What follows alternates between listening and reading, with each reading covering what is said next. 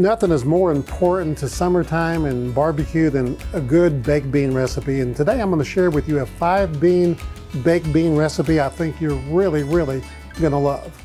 Welcome to All Things Food with John Woods. I love to cook, but I cook to love.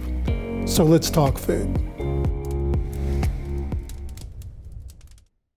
So you've looked at all these ingredients up there and you're saying, well, how's he going to make baked beans with all those ingredients? I'm going to show you how. First thing that I do, and I kind of do my baked beans a little in reverse from most people because a lot of people will put the beans in a pot and they'll put all these secondary ingredients. But I'm going to show you a way that I think is actually a little better to extract more flavor from all the ingredients that you have. The first thing we're going to start with is bacon over here. Bacon's optional. If you're a vegetarian and don't want to have the bacon, that's totally optional, but this is the South, so we have to have bacon. So I'm going to put a little bit of oil in my skillet over here just to kind of get a head start for the bacon. And we're going to get that good and hot. Put my bacon in there, hear the sizzle. And we're going to cook that up nice and brown. It'll take just a few minutes. And that's how we start it.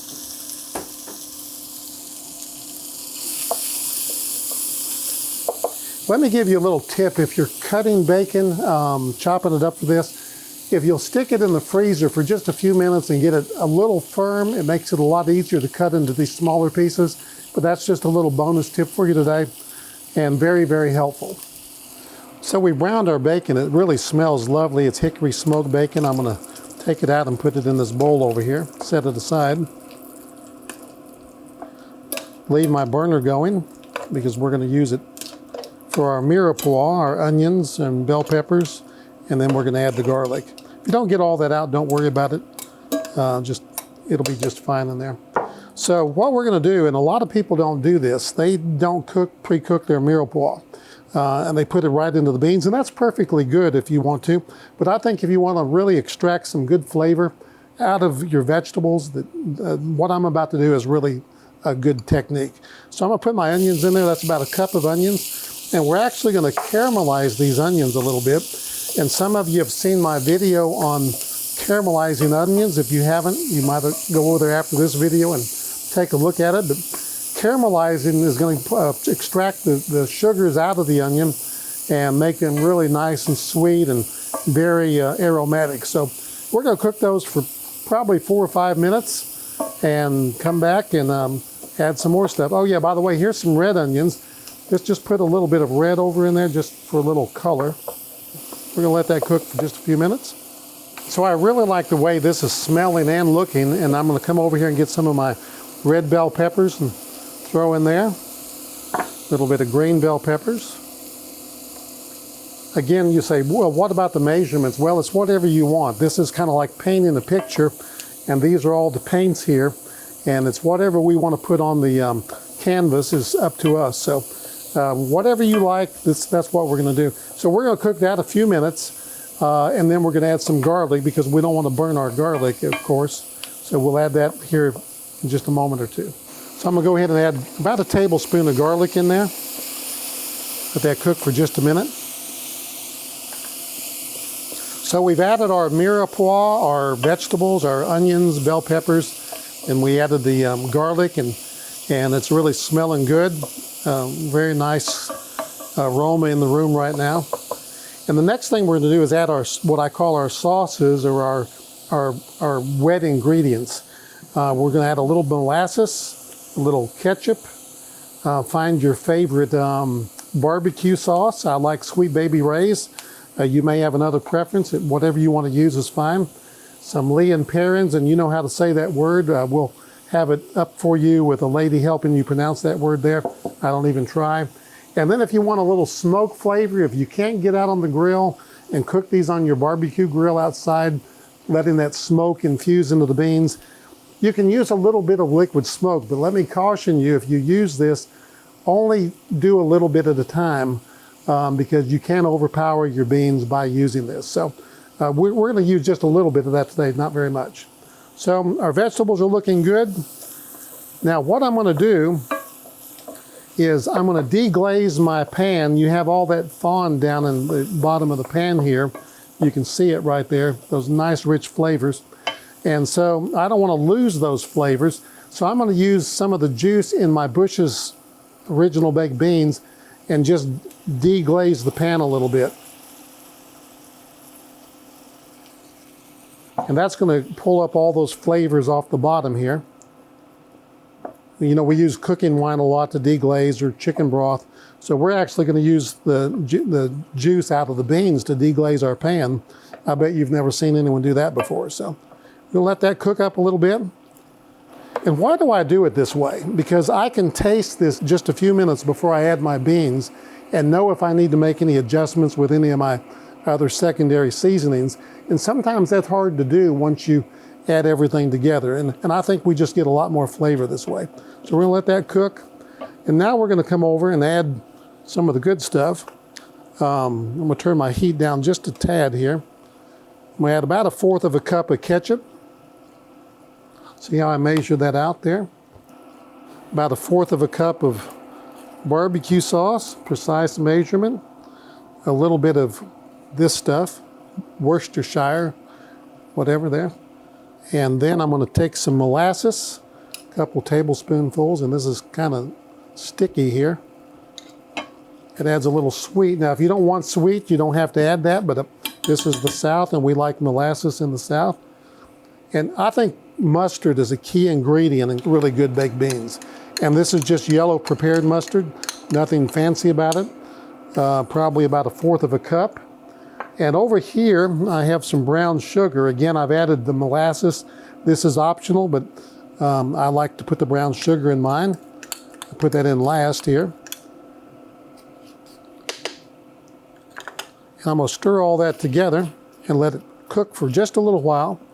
Look at those nice rich colors there. It's looking really, really nice. So that's really the kind of, I'll call it the sauce for my baked beans today, because that's exactly what I'm doing, making a sauce to add to my beans. Let's let that simmer for just a minute. So I actually almost forgot an ingredient, salsa, and you can get spicy or mild, whatever your preference is. So I like to add a little bit of that to it, and it just helps kick it up a little bit. If you want a little spicier, do Rotel. Now let me tell you how you can change these beans and get a different profile altogether. If you want like a Texas style baked bean, what they call cowboy baked beans, you may want to cook up a little bit of ground beef and put into it. Drain it off, of course. Texas beef brisket chopped up is wonderful. Now in the South, we like our pork, so we put pulled pork in it. And just a lot of different varieties and things that you can put in to make this recipe exactly the way you want it. Now I told you this was a 5-bean baked bean. Now we're gonna taste this before we go any further. It's nice and thick. I like the consistency of it, and it really smells wonderful. I'm gonna let that cool just a minute. That has all the flavors that I'm looking for, actually. Exactly what we're looking for. So I think we're ready to mix up everything else at this point. So you notice I said 5 beans. We have Bush's original baked beans. I drained 1 can, and I left the juice in 1 can and used some of it to deglaze. So these are about 28-ounce cans. We're gonna add black beans. Now we've already rinsed these off. Be sure to rinse the black beans in cold water. We have red beans. Again, we just drained those. I didn't rinse those. Northern beans we drained right there.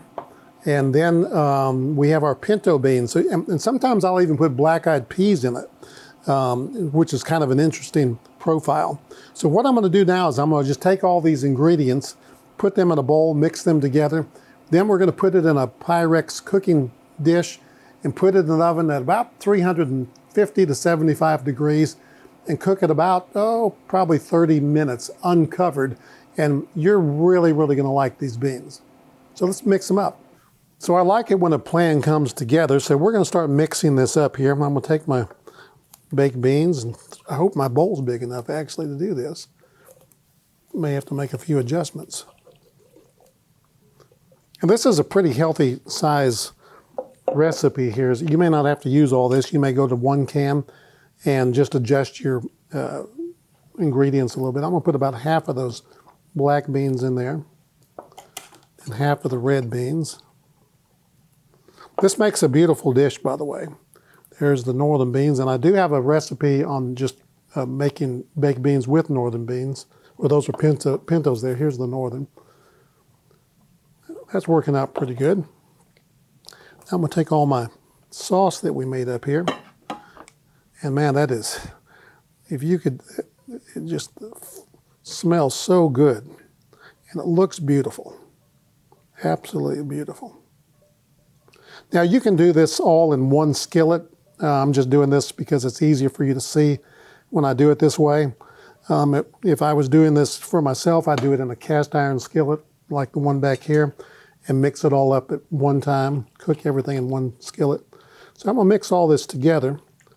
It looks like I have plenty of sauce here, and get that mixed really well. Now a couple things I can do right now.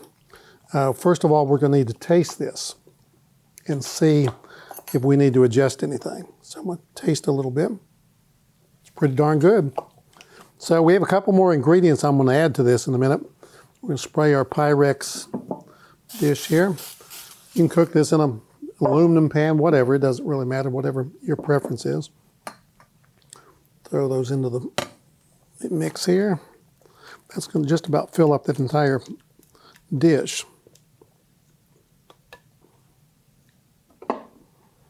So there we have it.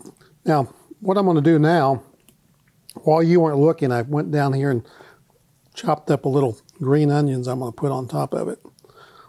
There. Take my bacon over here. We've been reserving it. Put it right on top. I decided not to put the smoke in there today, but we can do that some other day. And then, it didn't even need salt and pepper, but my good friend Malcolm Reed has his Killer Hog dry rub, and if you have a special dry rub that you like, I'm going to just take some of this and sprinkle it right on top there. And that'll give me a little salt and a little more bite to the beans. So we're going to take this now. Look how pretty that is. We're going to put it in the oven. Again, 350 to 375 depending on your oven. And we're going to let these cook about 30 minutes. We're going to check on them until they start bubbling up around the edges, and we're going to get a little caramelization on top, and these are going to be really, really good. So I'll see you in just a moment.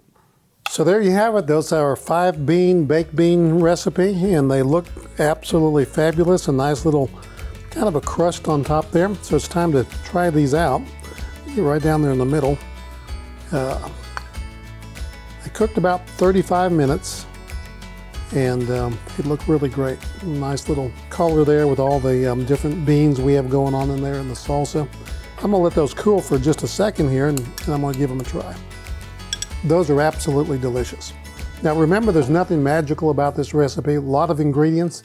You can add to, take away, do whatever you want to, get real creative. So if you try out this recipe, I hope you do, leave a comment below, tell me how you tweaked it, what you thought about it, and give me some good ideas I can use again the next time I cook baked beans. But like us down below there, be sure to subscribe to this channel, and I'll see you next week on All Things Food with John Woods. Remember, love to cook, but cook to love.